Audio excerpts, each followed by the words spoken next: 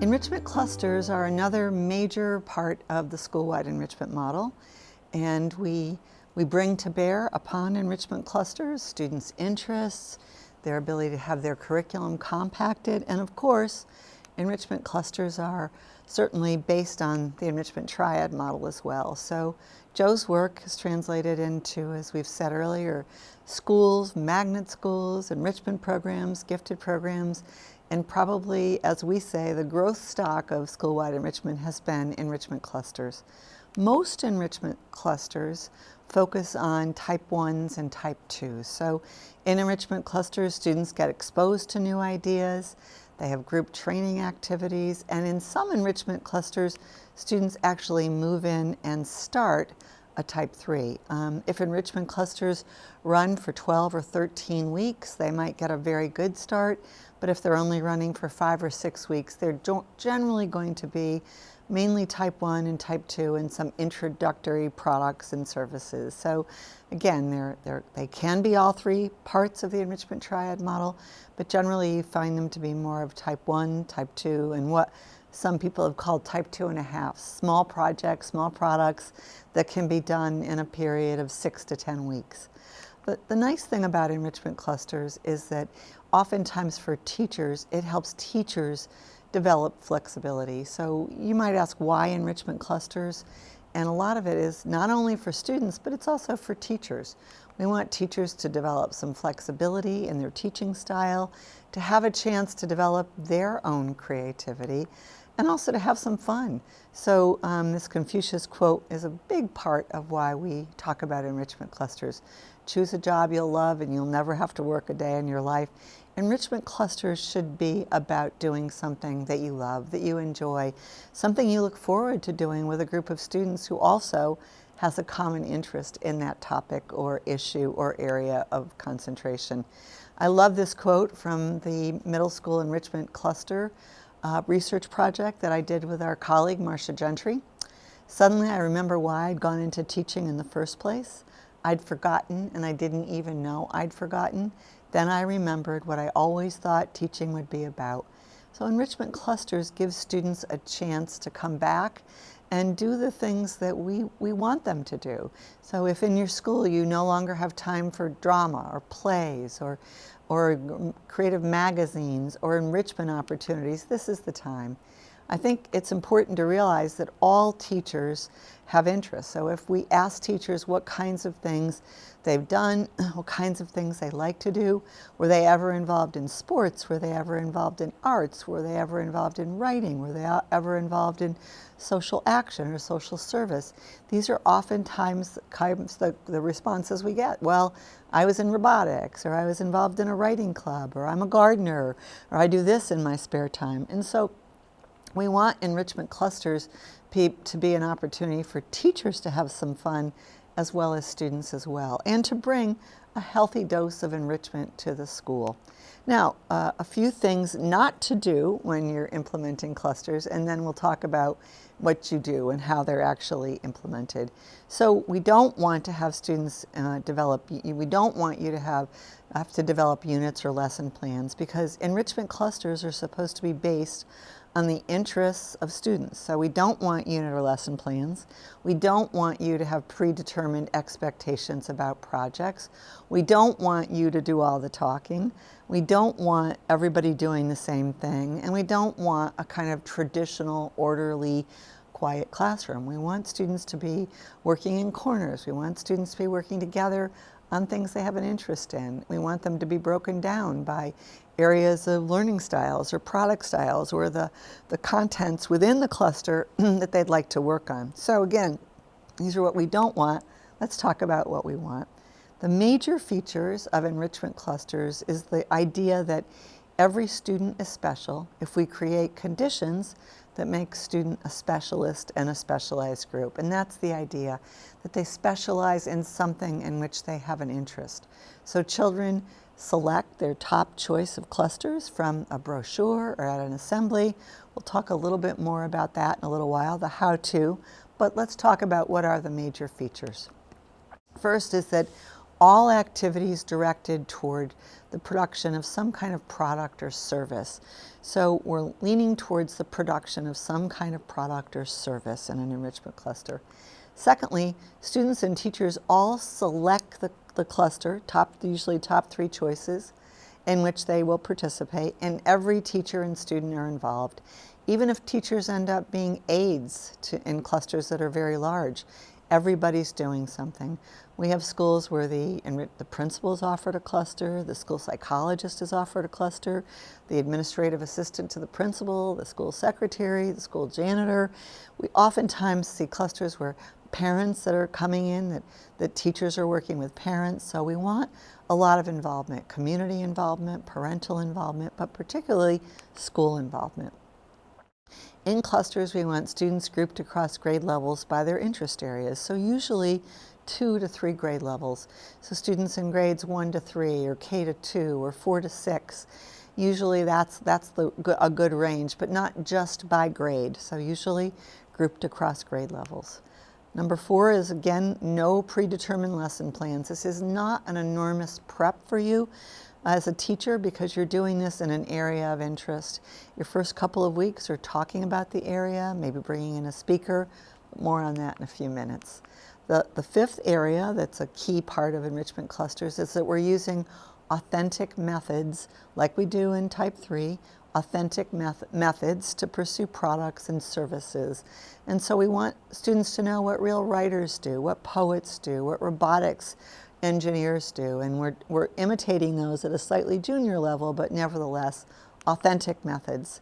We are using division of labor, so all students are not doing the same thing. So let's say you have a cluster on developing a creative writing magazine. Not everybody's going to be doing writing. Some students will be doing production. Some students will be doing art. Not everyone's going to be doing the same thing at the same time. 7, when we do clusters, we do them during specially designated time blocks. So we set aside time blocks, and this might be Friday afternoons, it might be Wednesday afternoons. We like to see clusters for an hour and 15 minutes, an hour and a half. The very least, you need a little over an hour because students have to move to different rooms.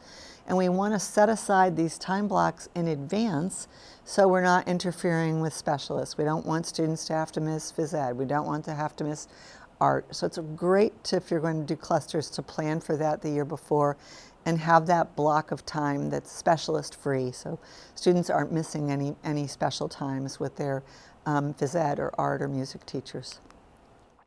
And also, of course, we want to make sure if the golden rule is what I said it is, the silver rule is that we're suspending the rules of regular school. We're cross-grading.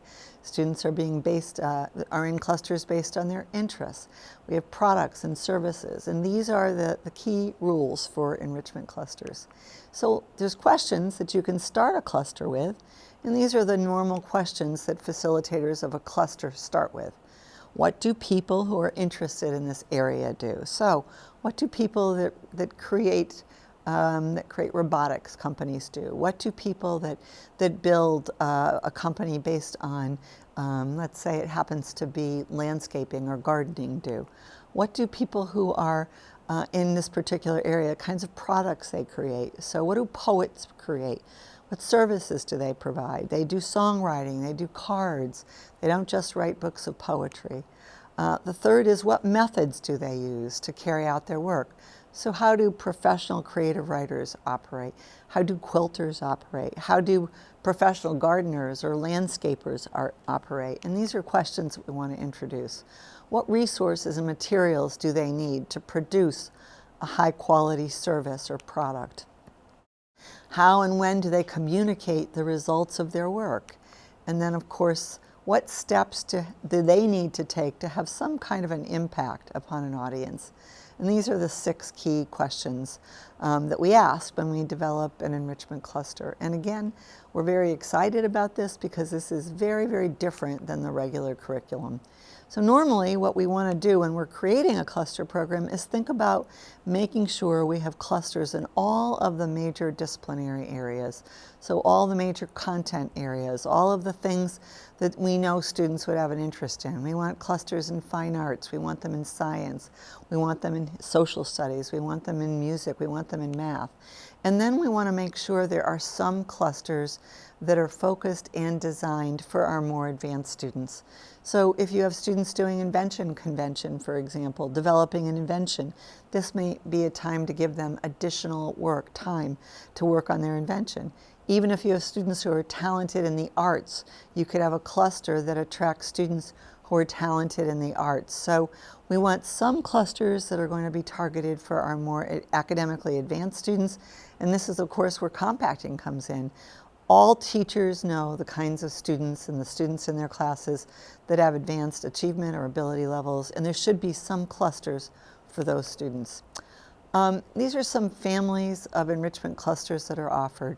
So we often see clusters in language arts, literature, the humanities, like the Poets Workshop, the African American Literary Society, the Quarterly Review of Children's Literature, a group of students that review the new books coming into the library and read their reviews in the morning over the PA, or put them in the school newspaper, or having a school newspaper can be a wonderful enrichment cluster. There's clusters in physical and life sciences, Save the Dolphins, the Mansfield Environmental Protection Agency.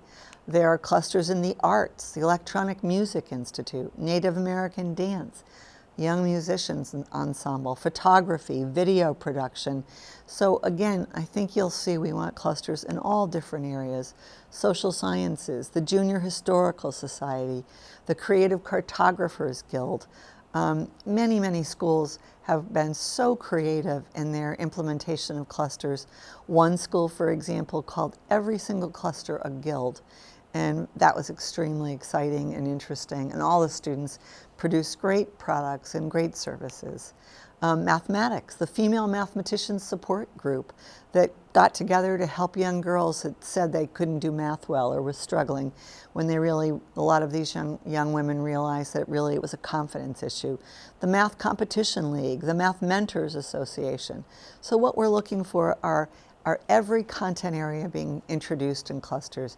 Computers, the Creative Computer Software Society, the Computer Games Production Company. Physical education, experimental games, physical fitness support group, industrial arts and home economics, experimental dietary groups, child care assistance groups. So many opportunities for people to think about what they love and the kinds of things they would like to do with a group of students who also loves it and also wants to do it. I just mentioned that there are a couple of articles on our website that we will link to our SEM toolkit, and including one that tells the story of enrichment clusters at Bret Harte Middle School in South Dakota that actually operated for a couple of years. It's a fascinating beginning to this enrichment cluster. We'll hope you take a look at this article that will be linked to this video. Now, part of clusters that is critically important is how-to books.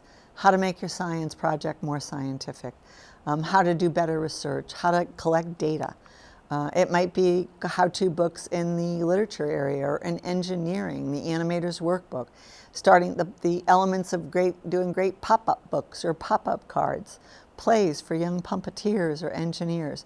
This is a part of the school-wide enrichment model that will bring so much joy to your students and spread so much happiness across the school. Students can't wait when they get out of school to tell their parents about their enrichment cluster. You can have how-to books used in clusters on debate and social action and business. Again, in every area. Look at these three just in cartooning. Clusters in cartoons always sell out. Students always want to take this. Clusters in establishing a museum. We've seen many places that actually end up building museums in their schools or museums in their small communities. Clusters in storytelling, getting published, playwriting, poetry. Clusters in archaeology and history and how to do history. So we hope you get the point that Having an enrichment cluster, you're going to need some great type 1s to get kids excited. You're going to need some tight type 2s in terms of how-to books in a wide variety of areas, and then you're going to need some imaginations to help students. A very popular cluster has always been crime scene investigations, art history, anything to do with hands-on stuff that students just absolutely love. And of course, clusters are a great place to teach students how to gather data and how to come together when they gather data and work as a group in tape recording and video recording and dissecting and doing things where they learn about real data and what real practicing professionals do. Now the next slide tells you all of the various short-term products that can come out of a cluster. Of course, you're not going to build a new museum in 6 weeks, but you could get a pretty good start in 12 weeks. Some students start a cluster in the fall and continue it in the spring. Some students start a cluster with a lot of type 1s and type 2s and some beginnings of type 3 and then finish a type 3 on their own or under the guidance of their classroom teacher or an enrichment specialist. So again, you'll see many, many examples of student products that you could consider as part of your cluster. Please feel free to refer back to this. And then you'll see some students that did start small museums in their school. And again, this is the excitement about doing a cluster. It's for a product and a service, not necessarily just for your classroom, but the school, the community. Many people do clusters based on local problems. One of my favorite clusters was a group of students. The cluster was named Helping Hands, Giving Hearts. And they went into senior citizens, convalescent homes, and just said, what kinds of things can we do to cheer up the people in this convalescent home? So many students want to do service projects in their communities or around their schools to make their schools a better place. So many different examples. We've seen clusters on quilting that actually teach a good bit about American history. There are so many how-to books about quilting. There's a National Quilting Museum in Paducah, Kentucky that has fabulous resources online. So you can make any interest area a little bit more academic. We like to see clusters that have a focus on academics or the arts. And we want these clusters, though, whenever possible, also to bring some challenge, some of what we hope for in Type 2 into the cluster as well. More advanced problem solving, more advanced research skills, more opportunities for students to be able to come up with advanced projects. And again, even in quilting, we'll find how you make history, how women's history was told through quilting. So the next series of slides are just some examples about how clusters are advertised. Most schools that implement clusters, elementary, middle, high school, send home a brochure. And the brochures, the students are asked to mark their top 3 choices. Some schools do it with a PowerPoint presentation, and the PowerPoint presentation is held in the gymnasium or the cafeteria, or it's held in a small auditorium, and teachers actually introduce their cluster like this with a PowerPoint. Some of these are posted online, and students go home and discuss them with their teachers. Most clusters are held on either, as I said, Friday afternoon is a very popular time. Wednesday afternoon is a very popular time. Most last for between 6 to 12 weeks. And remember, all students are eligible and should participate in enrichment clusters. In our research, we found that students that have behavioral problems, oftentimes those particular students didn't have behavior problems when they were able to pursue and get into a cluster in their area of interest. All students should have an opportunity to participate in clusters. I've been in schools where there are 800 students, and within 4 minutes, students are in their cluster as soon as the cluster starts. So if they start at 1:30 and go until 3, the bell rings at 1:30. By 1:35, everybody's in their cluster. It's a joyful time, and we hope you'll be interested in starting a program like this in your school. There's a book. Obviously, there's a chapter about enrichment clusters in the SEM book, but there's also a book on enrichment clusters that give you the how-to, published by Joe Renzulli, Marcia Gentry, and myself, with a lot of helpful information. The research on clusters show that it's a great way to help teachers differentiate instruction, because when they begin to differentiate within a cluster, they bring some of those differentiation skills back to their classrooms. It's also a wonderful way to know students other than the students in your classroom, and to have those students know you too.